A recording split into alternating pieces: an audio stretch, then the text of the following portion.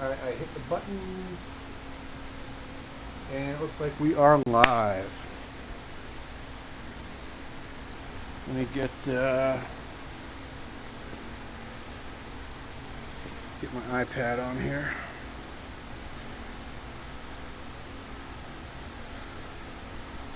Good evening, everybody. We'll be live in just a minute here on Grassroots Motorsports Live, presented by CRC Industries. Thanks for joining us. I am getting my own little live system set up here. We are checking audio on YouTube and on Facebook. So thanks very much for joining us tonight. Oh, look, it's me. Look at that. On the internet, like a weirdo. Awesome. Already got some folks joining us. I'm going to set that down right there. And here's what I'm going to do before the show even starts. I'm going to go to my phone. I'm going to go to this video, and I'm going to share it on my personal social media to let everybody know that, oh, it's me talking. Listen to that. Let's see, you're going to hit share. We're going to hit that, and we're going to hit that. And just that fast, I shared the video on my own social media. I would very much appreciate it if you would do the same. If you're watching us on Facebook, very easy to go down, give us a like, give us a share. If you're watching us on YouTube, very easy to throw us a like. And if you're watching us on YouTube, especially important and meaningful to me and to all of us here at Grassroots Motorsports is you subscribe to our YouTube channel. It's a great way for us to keep track of who's watching the show, what you guys like, what type of content we need to be producing for everyone to enjoy these weekly live broadcasts that we are doing at Grassroots Motorsports Magazine. All right, here is what's going on tonight. So we got folks, you know, you see, and our friend Dean shared it already. Our buddy Jeff's here, who is here all the time. Thanks for joining in, Jeff. I'm getting good feedback that our audio and our video is fine. You will also notice, what's that? David telling me something. Check YouTube. Let's check YouTube quick. David thinks we might not be getting YouTube. Ed, you can zoom out and actually show me doing this, because here's an exciting thing for everybody to know. We have a Steadicam now. How exciting is that? Yep, we're on YouTube. Okay.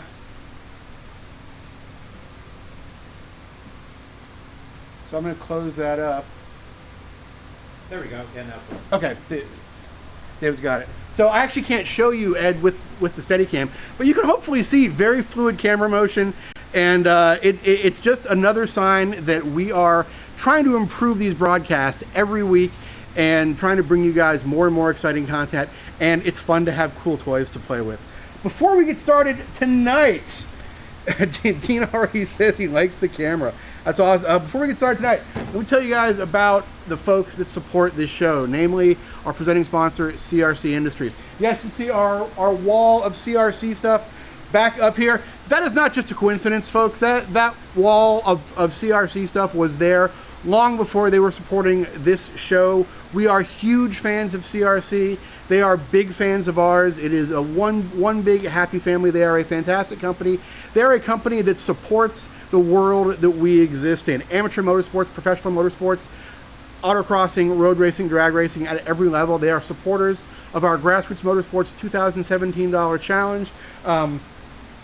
My favorite example to give whenever folks ask me, hey man, you're just a paid shill for CRC, aren't you? No, check this out. This is a can of CRC glass and dash cleaner it's almost empty now. I'm going to be sad to use the last of it. We have had this thing almost longer than I have worked for the magazine, for 27 years. So this is how long we have been fans of CRC Industries. If you're reaching for automotive chemicals at a major retailer, if you're at Walmart, if you're at O'Reilly Auto Parts, if you're at AutoZone, and you reach for that CRC stuff, a can of brake clean, a can of carb cleaner, you're getting not only a fantastic product, you're getting a product from a company that cares about this world that we are in. They are supporting motorsports at every level. It's just a way for us to all be buddies and all be a part of one big happy family. Also want to tell you guys about Autobooks.com, Autobooks-Aerobooks.com. You see the Autobooks Aerobooks bookshelf up there. Our favorite bookstore in the world, located in Burbank, California, but you can order any of their stock off the internet. An amazing selection, tens of thousands of books, everything from automotive and aircraft history pieces to shop manuals to art books and photography books. Every weekend they have live guests in the shop, signing books, answering questions, doing cool stuff, cars and coffee events. They are not only a fantastic bookstore and a fantastic both brick and mortar and internet resource for automotive books, but they are a hub of the Southern California automotive enthusiast community. We are happy to have them aboard.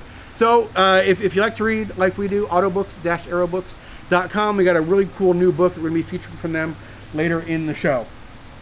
All right, folks, here's what is going on tonight. We are building we are building a sim rig. So sim racing is it's a thing. I'm old and crusty and my beard is graying, and I grew up in an era of Pac-Man and Space Invaders and old school video games. Sim racing is now a thing. Every night after I'm done with all my work, I'm out here in the shop doing iRacing, doing project cars, and it's not only a great way to spend some time, it's a great way to improve my skills as a real life track enthusiast and racer. You can do things I'm finding it to be a fantastic way to learn new tracks, to try things that I might not try in real space with a real car in a fairly low stress and low impact, both literally and figuratively, environment. So what we're doing tonight is if you've been tuning in for the last couple weeks, we are building a sim rig. We are sort of upping our sim game here a little bit. This is the plans for the Ricmotech RS1.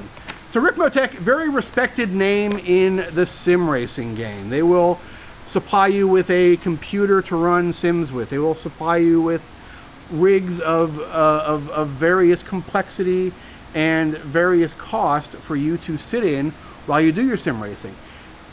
They will also supply you with this 40-page plan booklet and a set of full-size blueprint templates that you can use to build this RS1 sim rig right here. It is a do-it-yourself, I've said sim rig 9 times in the last 15 seconds now, is a do-it-yourself sim rig. And that is what we are working on tonight. If you've been tuning in for the last few weeks, you've seen us on weekends go through a few of the steps. So tonight we're gonna not finish the thing tonight, but make some serious progress tonight and take a lot of questions, because folks have been sending in a lot of questions about this thing and where we're at. So let us get everybody up to speed here. So yeah, James on Facebook says he can't wait to see it done. He's jonesing to build one. We've heard from a lot of folks that are either in progress or getting ready to be in progress to build one of these things. And maybe we can help you out a little bit with some of your process going through there. So let's get you up to speed on where we're at. The first thing we did was we built the deck. We'll bring this over. So this is going to be the deck. The seat's going to go back here. There are stanchions that we're going to be making tonight that go on the side here that hold up the steering wheel and the keyboard. And this is basically a piece of 1/2-inch plywood on a 2x4 frame. So, building the actual deck, and you can get close shots of that, but not too close. I've been prouder of other things that I've done. There's a little bit of Hollywood magic in this. Here's the recommendation I will give you on building your deck. Get the absolute best 2x4s you can possibly find. This is not a big assembly. It doesn't have a lot of weight to it, so if there's any twist, it needs to be absolutely pinned straight. Dave, you have a question? Nope. Thought I saw David wave his arms. David, is there a question? No. Okay.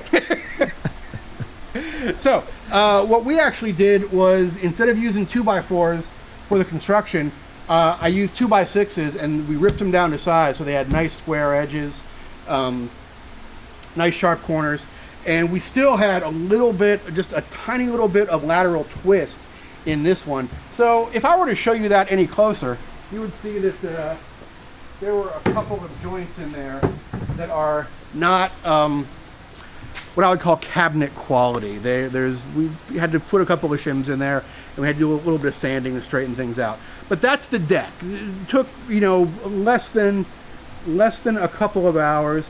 So James wants to know if we could do the bottom over, would I use 3/4 inch plywood? We actually used 1/2 inch plywood for the top. If I could do it over, actually I would probably do the bottom out of another piece of this MDF that we're going to use for the sides. 1/2 inch versus 3/4 inch, there's plenty of support under the bottom. There's actually like 4 supports under the bottom here that are on just a little bit over 13-inch center, and we're 16-inch centers, and we're actually gonna support this bottom even more because I'm gonna put wheels under this thing. So there's plenty of support for that deck. Nothing wrong with the 1/2 inch plywood. I actually hadn't worked with MDF a lot, and I'm really enjoying working with it because it's really easy to work with, cuts great, leaves a nice edge behind. The plywood can tend to splinter a little bit. So yeah, if I had to do all over again, I would actually use MDF for the base. The other thing I would do if I had it to do all over again is I would not bother with even using the 2x6s and ripping those down to give them square edges. I would actually go back, our local Lowe's here, and most big box stores will have a section for this. I would actually go back to the where they have the project lumber, which is usually a little bit higher grade of lumber. It's actually all pre-cut and squared. Usually it's more premium stuff like oak and maple and better woods, but you can actually buy like project grade or craftsman grade. It's a separate section from the lumber, usually near the lumber department, where you can actually buy nice square 2x4s. You're not going to spend that much more to build that base out of the really good stuff, so it's worth it. All in, a sheet of MDF, a sheet of plywood, all the 2x4s, all the hardware, under 140 bucks. That was our expenditure. There's going to be some finish. We're going to be all into the thing, well under 200 bucks, and that's going to include the plans, which were like under 50 bucks, plus $5 or $6 to ship them from Ricmotech. Yeah, Dean said cabinet grade. Use the cabinet grade lumber for the base. It's gonna, I mean, even if it's gonna probably double the price of the base, but it's gonna be 30 bucks instead of 15. So it's not gonna really affect things that much. All right, so here's what we're gonna be actually doing tonight. Come on in here, Ed. You guys digging the Steadicam or what over here? Look at this. So here is 2 pieces of MDF that we have sandwiched together. We have lined up the edges because there's actually, these are the templates for our side wings, our pieces that they're going to fit on either side and hold the keyboard up, and we have them glued right down to our MDF here. And that's the cool thing about these Ricmotech plans, is they actually send you these things as full size 1-to-1 templates. So there's not a ton of measuring. It's you basically do your rough cuts. You glue these things down to the to your work pieces, and you cut along the dotted lines. And it's just that simple. So I'm actually going to spray a little more adhesive on here. You can see I have a specially modified can of CRC spray adhesive. A couple weeks ago, we're actually using some of this, and I did not realize CRC made spray adhesive. So I made my own can of CRC spray adhesive. We'll throw a link up to some CRC spray adhesive. So these don't need to be on here permanently, but you want them on there tight enough where they lay nice and flat.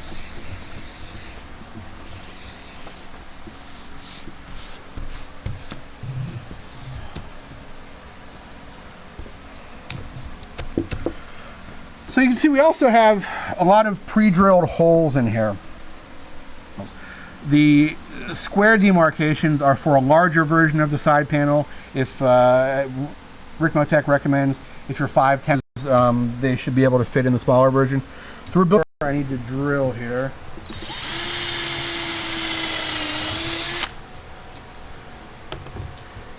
And as far as if you're noticing this on the outside here, we put a finish on the outside of our side pieces and some of our accessory pieces, and it's this stuff right here. These are some sheets of carbon fiber that we actually found at a surplus store in like these 48-inch square sheets, and it's real carbon actually, and it's nice and flexible, and we just glued it down to the surface with some contact adhesive, just like we were putting, a laminate on there for mica or something. And these drilled. We have these sheets with our laminate on there. They're face to face. We clamped them together, squared the edges up because we need 2 copies to be mirror images of these side pieces. And then what we did was we drilled a couple of 5/16 holes and put a couple of 5/16 bolts in here so we could move the pieces around better, and we didn't have to deal with clamps.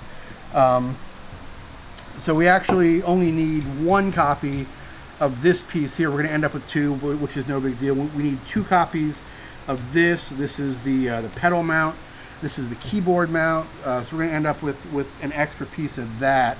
But let's, I'm going to drill a few more pilot holes here, and then we will get to cutting.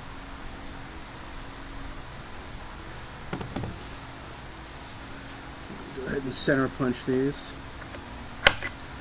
One thing I've found doing this is I don't do a lot of woodworking projects that are not necessity based, I guess would be the best way to put it.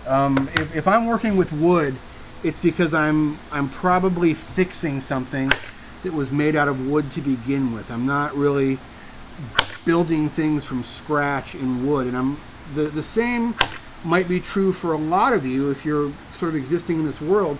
The materials that we normally work with, as race guys and gals, are metal and plastic and steel and aluminum and ABS plastic and nylon, and wood's a little bit different than those. Wood it's a very versatile material. It's a very easy to machine material, but things can go wrong very, very quickly with wood in a different way than they can with metal.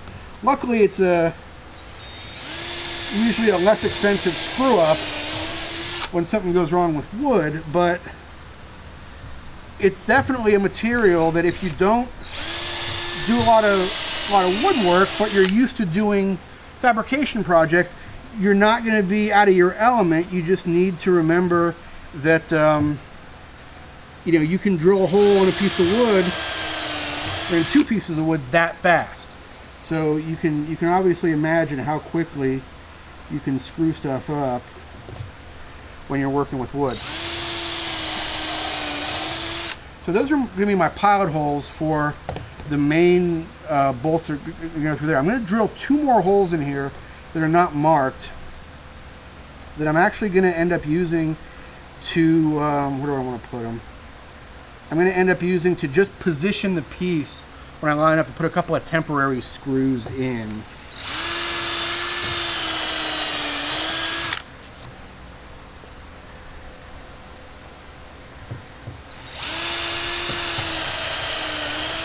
And then we'll go back later and put a sticker over top of those or something. And we got some holes to be drilled here for the pedal mounts. We're going to actually take our Logitech G29 pedals apart and mount the individual pedals onto this this assembly here. If we do go that route, then we have pilot holes drilled. It says cut out the slot on one piece only for the wiring, but I'm going to cut it out on both. So I can always fill it later if I have to, and I think that's going to give me a few more options for running the wiring for the pedals.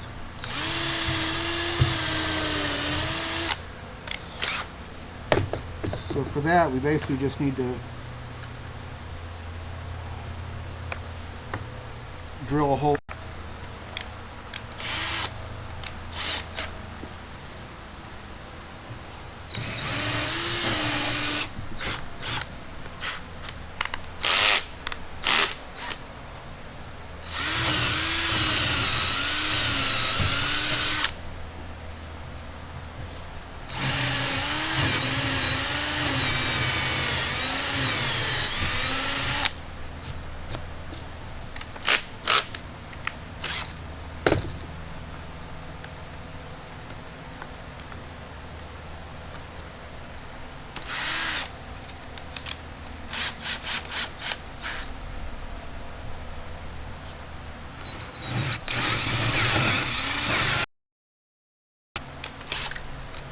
Alright, so there's all of our holes pre-drilled. So now we are going to start cutting this baby out.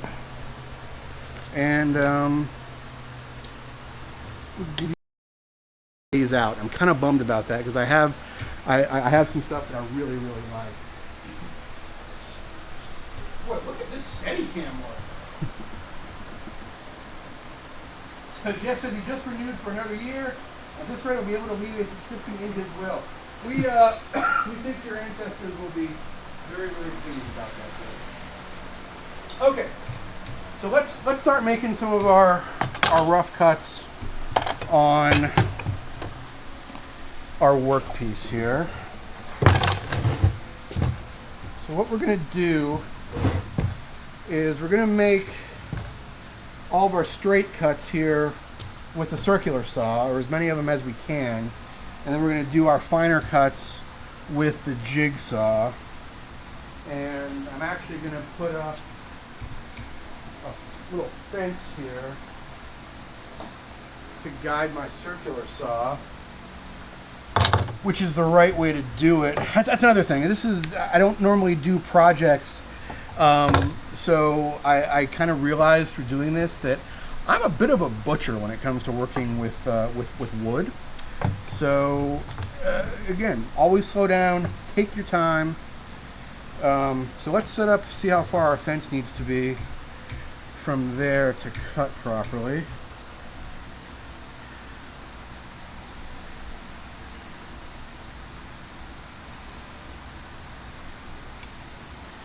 That is about 1 5/16 inches.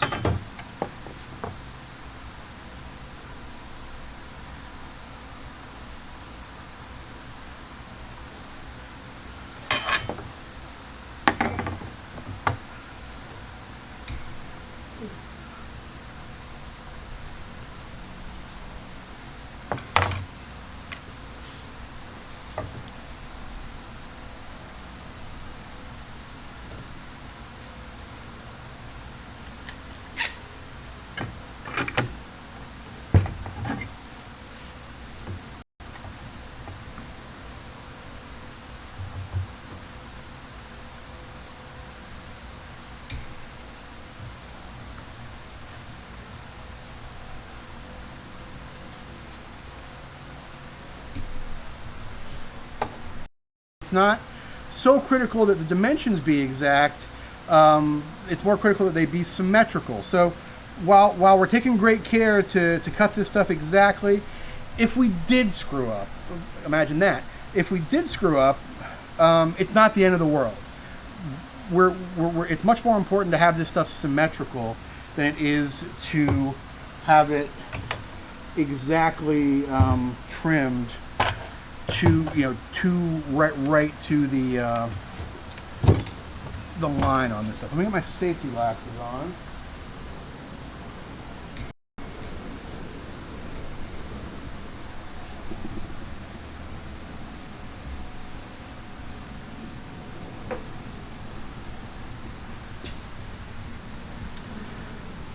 Another good piece of advice, and Lord knows I am not somebody that needs to be giving out woodworking advice, but whenever you're using a cutting fence like this, put the cutting fence towards your workpiece, not towards your waste piece.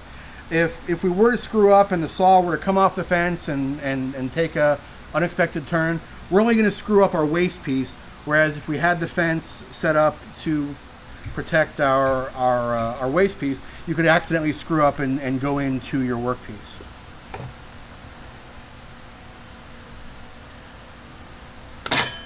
All right, here we go. Might be a good time to, if you're wearing headphones, turn them down just a little bit.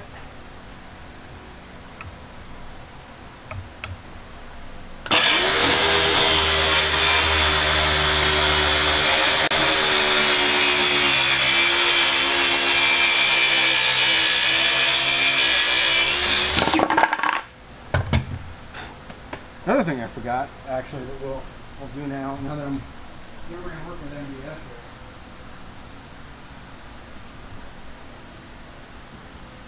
Whenever you're working with MDF, breathing protection.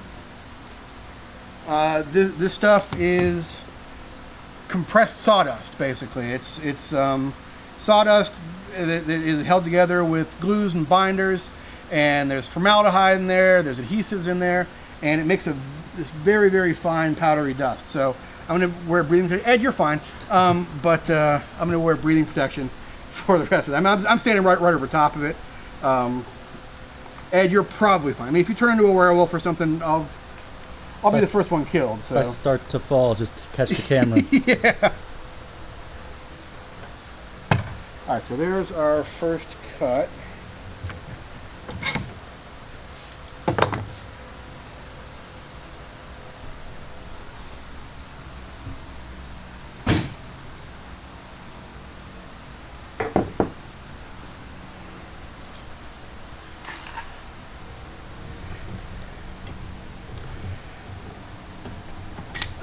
This is also why I'm not wearing themed logo.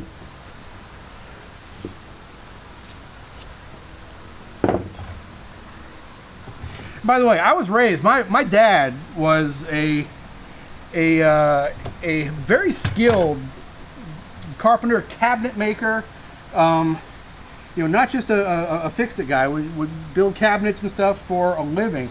So I can't wait to hear about everything I'm screwing up tonight. So yeah, Dad, I apologize for, I think every time I didn't pay attention will become very clear over the next half hour or so.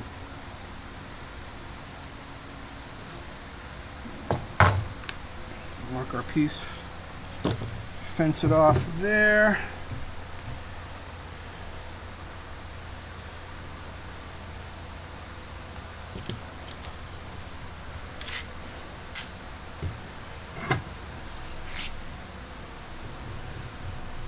By the way, while I'm doing all this boring stuff, good time to remind everybody that we sure do appreciate the likes and the shares. We are glad that you are here watching the show. We are glad that you are spending a Wednesday night with us. If you're doing it live, if you're watching it some other time, we are glad you're doing that as well. Best way you can thank us is to throw us a like, throw us a share. Let the rest of the world know that you are having a good time here every Wednesday night, watching your buddies at Grassroots Motorsports.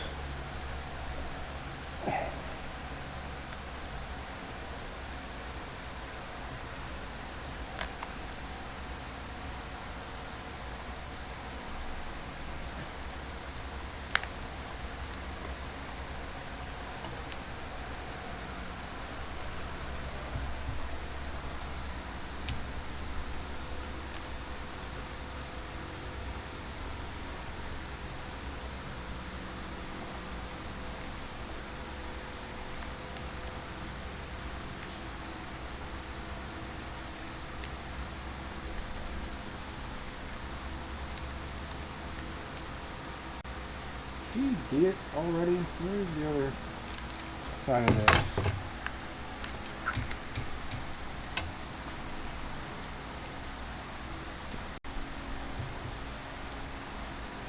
Okay, there we go.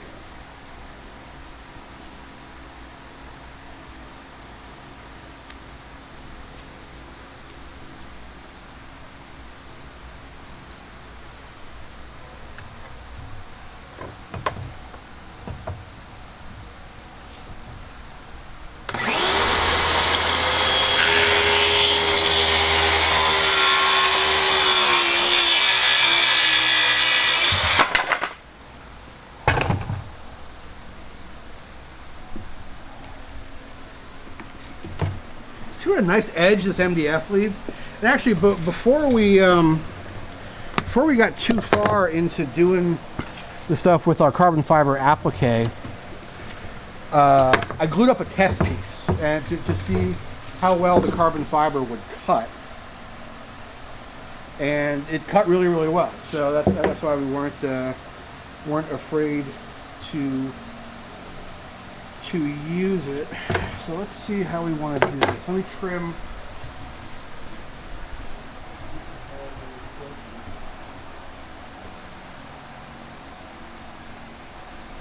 Oh, Jefferson's going to bring us some Southern style ribs. That, ladies and gentlemen, is why we do this show, in case you were wondering. Offers of free ribs. So, just going to go ahead and trim our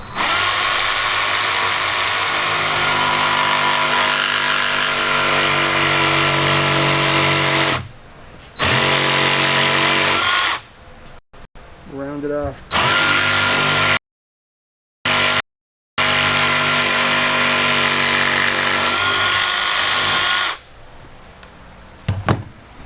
You know, a lot of this literally is just cutting along the dotted lines. This is not something that the average hobbyist could not do a perfectly fine job at. Actually, let's take a quick break here. I'm going to throw up my phone and do a little time lapse on this. So you guys can. So when we do the show on the review, I can show us doing some of this stuff.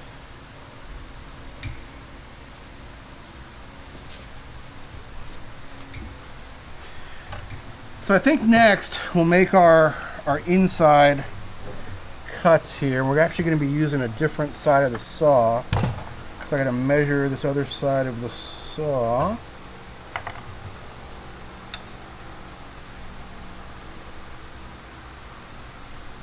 That is a traditional 4-inch circular saw standoff. So we will put our fence. Well, actually no, we want to. Yeah, that's the side we want to cut to.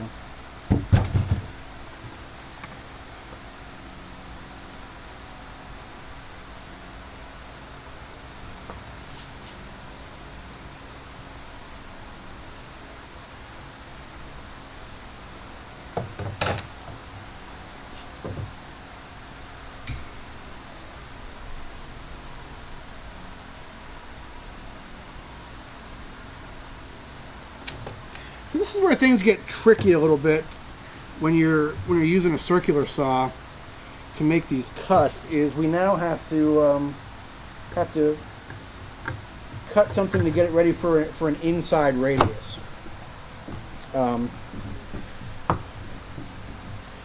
So we have to be careful how close to the inside of our curve we get with the saw, because we don't want to end up with saw marks crossing over.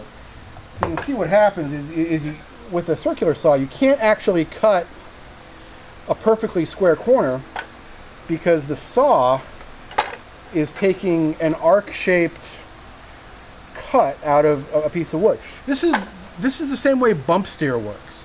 So what's going on there is literally the same thing that happens. It's the same reason bump steer works. If you cut a board this thick with this saw, the top of your cut's going to be up here, the bottom of your cut's going to be out here. Same thing with bump steer. If you go over a bump and your tie rod end moves up and down, the distance from the center of the tie rod, the pivot point, to the end of it is going to change. So it's actually going to change the toe of your car. Same principle going on here. It's exactly how toe steer or bump steer works.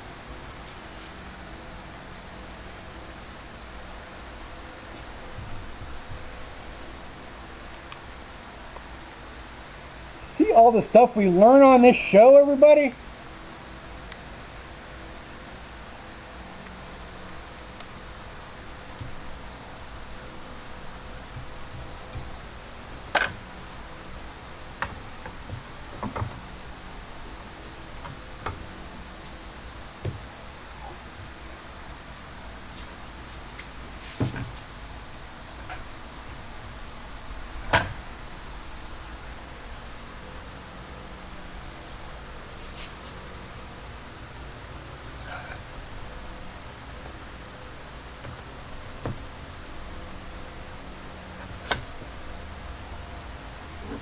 I just raised my blade a little bit so I don't cut my bench in half, which is a perfectly reasonable thing to do. All right, here we go.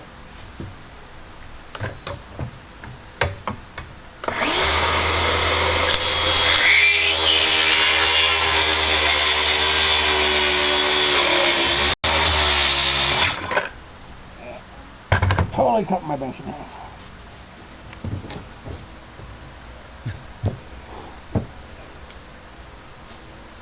And I'll be right back.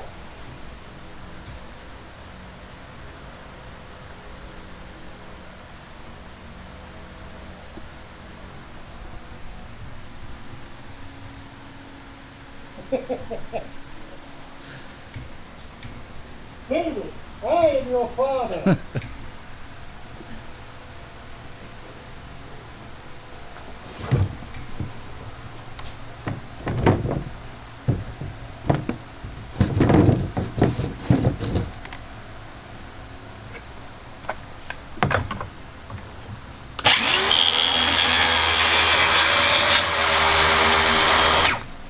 Oh, I'm hitting this stupid clamp. Hang on.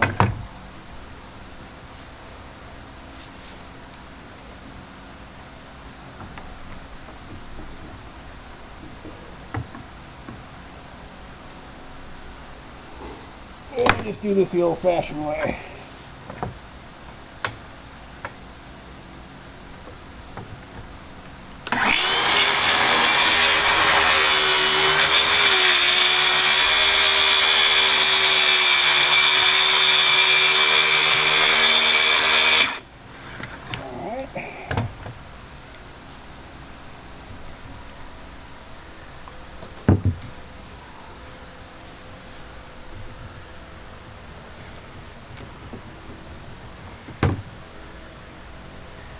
So here's where it's going to get kind of tricky, and I may end up actually doing the rest of this with the jigsaw, because the way we have these pasted down on our workpiece, we've got a couple of pieces that kind of come right together up here.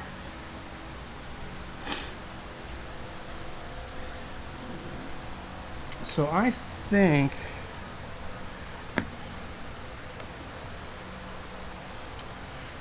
I might just do the rest of this with the jigsaw.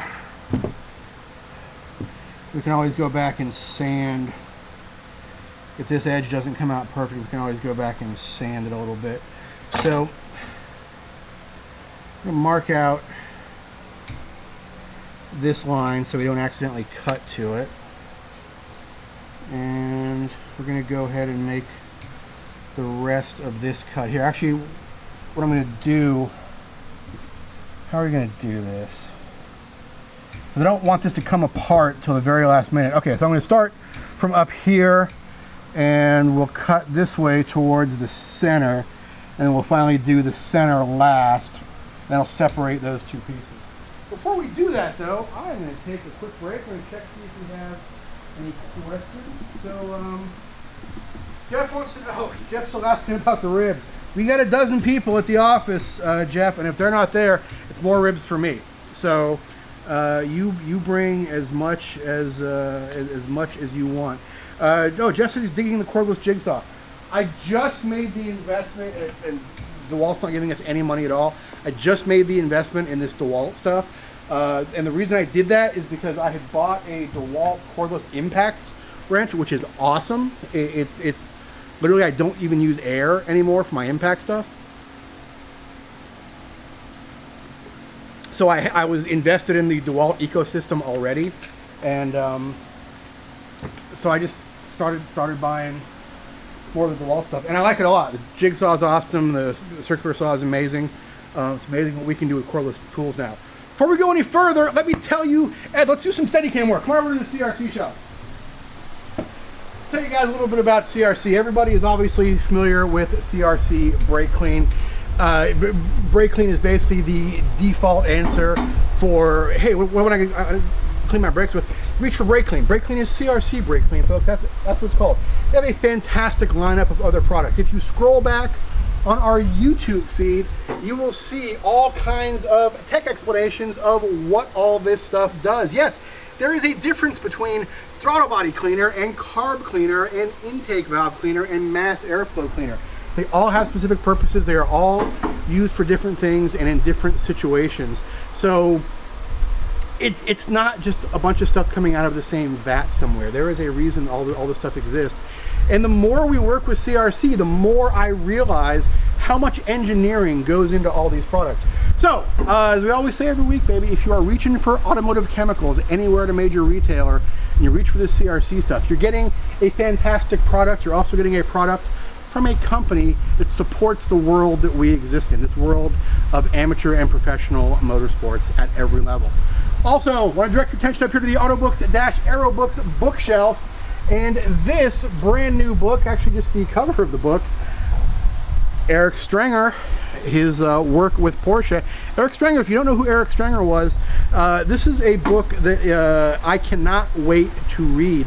Eric Strenger was one of the chief graphic designers who was responsible for giving Porsche their look. He designed ads, posters, logos, the font package that went into the cars. He was Porsche's chief graphic designer for decades, and I cannot wait to get a look at this book. If you go to autobooks-aerobooks.com right now, this is on their homepage. It's a brand new book. They just started carrying. I cannot wait to check it out. I'm going to give those guys a call tomorrow and get a copy of this coming, because I cannot wait to look at it.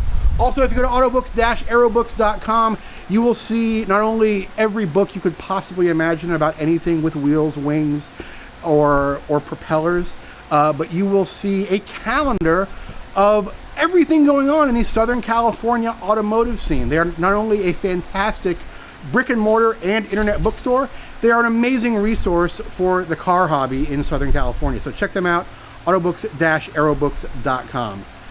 Back to work. You need some? What's that? Oh, are we?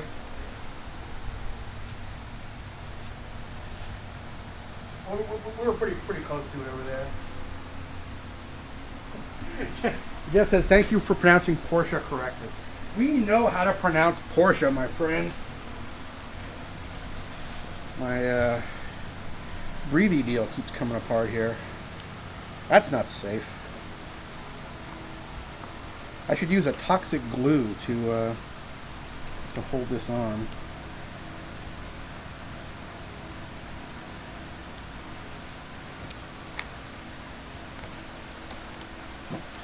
Okay, so let's get to cutting here, and I can actually turn this around a bit,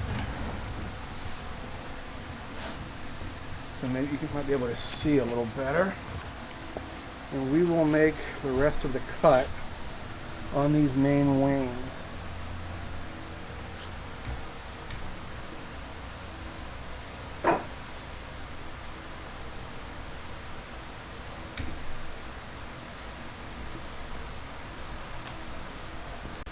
How's your back doing, Ed? Good.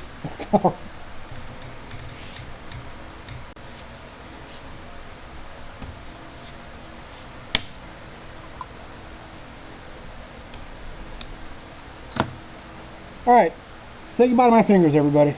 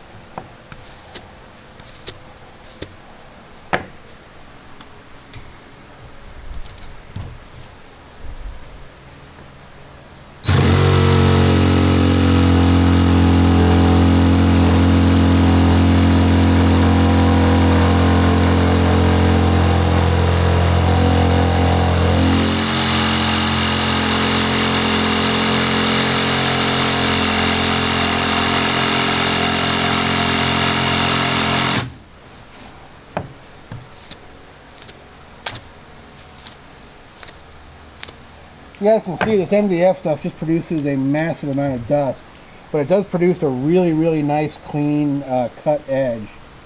So we do like that about it quite a bit.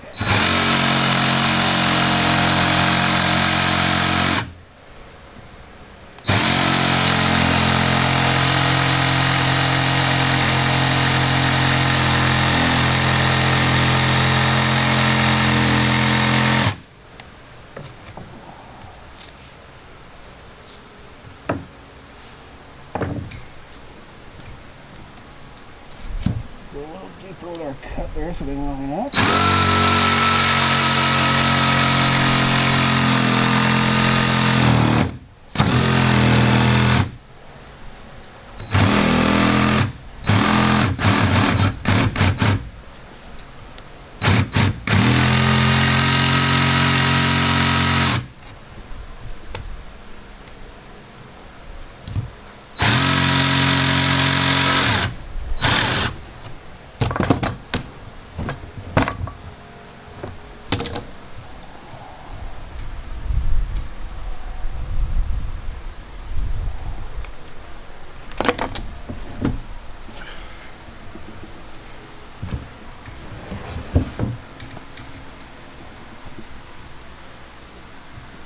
And there are our carbon fiber side panels. Just looking all kinds of sexy. So we've got a little bit of overage on our carbon fiber applicator cleanup here on the edges, which is no big deal. We can just use our jigsaw to cut that out. You can actually see that carbon fiber stuff cuts really cleanly along this edge here.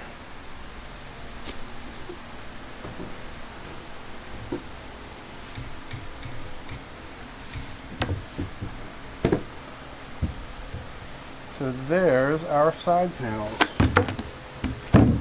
Now all of our holes are pre-drilled already. We'll go back and we'll clean these all up a little bit, countersink those a little bit, and get this chaff out of here.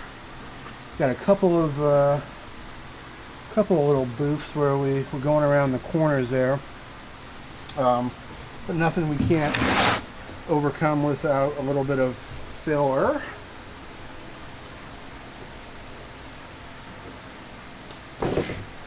Oh, I see the guys from Ricmotech are actually on the feed with us now. Let me grab my towel here. Or just shared the video. And actually, if you've shared the video already, I haven't been able to watch and see who all has been sharing tonight. Really appreciate it, you guys. It is our pleasure and our honor bringing you guys this content every week. Here's what we got coming up in the next couple weeks while I'm resetting things for a little bit. Next week, we are leaving for the Solo Nationals. So next week, we're going to do a show Tuesday night because I'll be on the road Wednesday. So Tuesday night, we'll be doing a show on pre-race prep. We'll be getting the Mustang ready for its trip to Solo Nationals. And we'll be back here in the shop doing our show on what we look for before we load the car on a trailer to go to a big event like that. If you remember last year, we had a real disappointment at Solo Nationals when, because of our own inattention, we had a parts, actually an installation failure. And we do not want a repeat of that disaster again this year. So we will be going above and beyond in the prep department this year. The week after that, we'll have a bunch of content from the Solo Nationals themselves, the largest participant motorsport event in the world. 1,350 competitors will be in Lincoln, Nebraska. So Monday night, we'll be bringing you the talent show. We do a open mic talent show right out there in Lincoln. Monday night, we'll be bringing you live coverage of that. Probably bringing you some interviews and some chats with drivers on a regular Wednesday show. So watch, we might be adjusting times a little bit that week too. So watch both our website and our Facebook feed very closely in 2 weeks for schedule announcements on all of our Solo Nationals coverage. All right, let's clean up here a little bit and see how much more progress we can make tonight during the show and see if we got any questions that we've missed. So I'm curious now. A lot of you now have watched quite a bit of this build so far. So what's your impression so far of the build? I guess I am beyond impressed with this kit. It's easy enough to use that a novice could easily do this, but it's also versatile enough that you can make some of your own modifications to it, and it still goes together really well. I'm sorry, I'm sniffing here. This stuff is really dusty. Jeff wants to know, the Solo Nationals in the same place every year?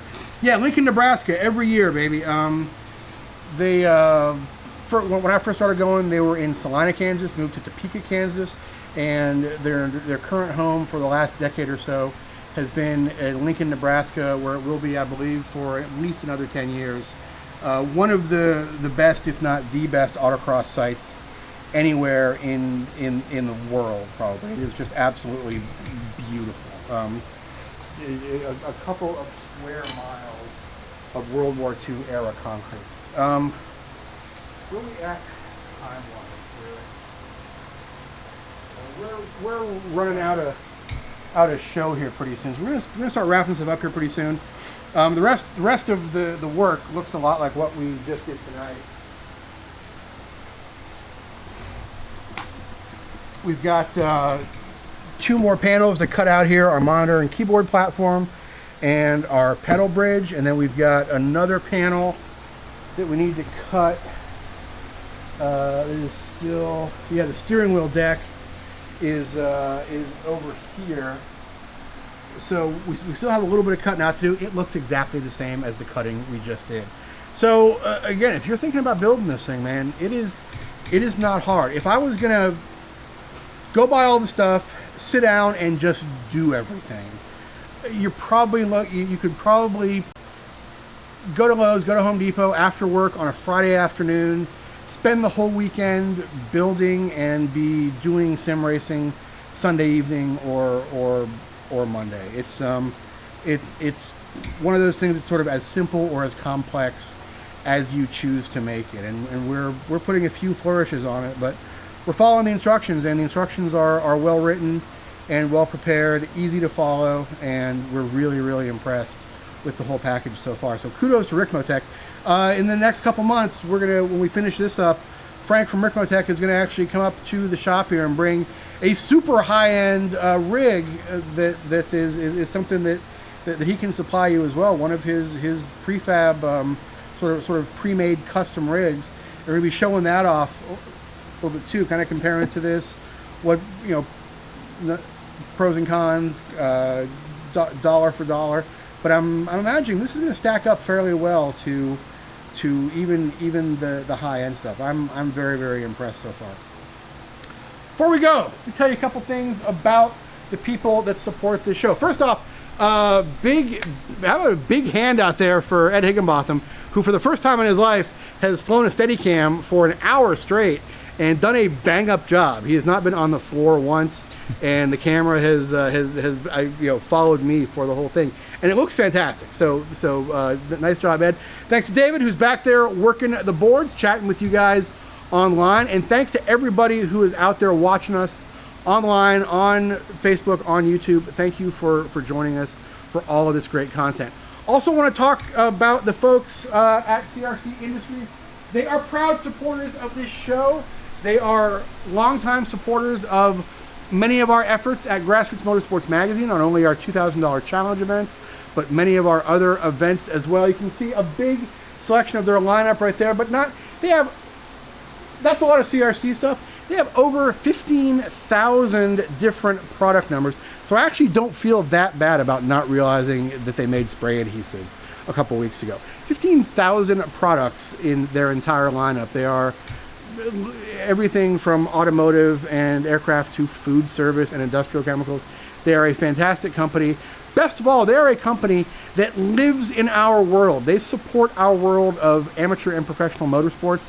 So if you're at the store, if you are reaching for a brake cleaner or carb cleaner or any of the CRC lineup, remember that you are getting a fantastic product first and foremost, but you are also getting a product from a company that supports the stuff you love doing, and that is very important.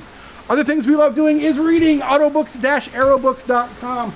I cannot wait to look through this book right here. So new, I don't even have the whole book yet. Eric Strenger was Porsche's graphic designer for decades, and as a graphic designer myself, I cannot wait to look through his plan for basically bringing Porsche into modern times graphically. Not only advertisements and posters, but the graphic design of the fonts on the switches in the cars and the owner's manuals of the cars. He was responsible for overseeing all of that stuff, and I cannot wait to check this out. Autobooks-aerobooks.com. Fantastic bookstore in Burbank, California. If you're out there, go check them out. If you're out there on a weekend, they're always having live book signings, Q&A sessions, special guests. A lot of the local automotive celebrities like Jay Leno will go there and just hang out and do car stuff. They have their own cars and coffee meets every week. They're also a fantastic hub for information about everything going on in the Southern California automotive scene. So check them out, autobooks-aerobooks.com. They're also regulars down in our chat, so if you ever see them here, you can ask them a question about something. They are good people, and we'll be happy to answer that for you. All right, folks, that's it for this week. I got to get back to doing this. I'm not going to make you sit and watch a fat guy get dusty for another hour, because nobody wants to see that. But we're going to get back to this. We're going to have this thing done in the next few weeks. We're going to have a full review of it once it's together, and we are going to be doing having some fun doing some sim racing. Thank you for joining us tonight, everybody. Once again, thanks to Ed and David, who are here helping us run things. Like and share, everybody. If you're watching us on YouTube, hit that subscribe button. You'll get a notice every time we go live on YouTube, and you'll get a notice about all of our great content coming up. Check out our message board at grassrootsmotorsports.com. We have one of if not the best automotive message board anywhere on the web. It is a refreshingly debag free zone, as I like to refer to it. It is just a beautiful place to hang out and talk about cars. If you like our magazine, you can go to grassrootsmotorsports.com/live deal. Just by going to that URL, by being a viewer of this show, you get a 15% discount off your new or renewal subscription to Grassroots Motorsports Magazine. All right, I gotta get back to work here. Thank you for joining us. I'm JG Pasterjack. Thanks for watching once again. We will see you next Tuesday. Remember, different week next Tuesday, back here in the shop, doing pre-race prep for our last ride of Project Mustang before it goes off to a new owner. We will see you then. Good night, everybody.